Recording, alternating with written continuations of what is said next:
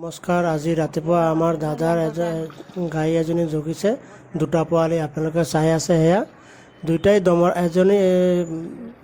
দুটাই দমৰা পোৱালি গজিছে একেলগত দুটা, মানে 10 মিনিট 15 মিনিট আগ পাছকৈ দুটা পোৱালি হৈছে একেলগত। আমি আজিলৈকে দেখা নাই এনেকৈ বাস্তৱ। আজি বাস্তৱত চাইছোঁ।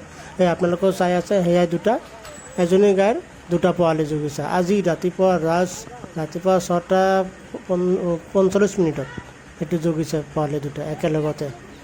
আমাৰ দাদাৰ গাইজনী দুটা পোৱালি জগিছে একেলগতে। এয়া আপোনালোকে চাই আছে।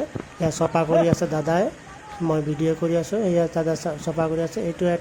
এইটো এটা দুটা পোৱালি একেলগত কৰি আছে। এতিয়া আপোনালোকে চাই আছে গাইজনীয়ে হেৰি কৰি আছে, চফা কৰি আছে।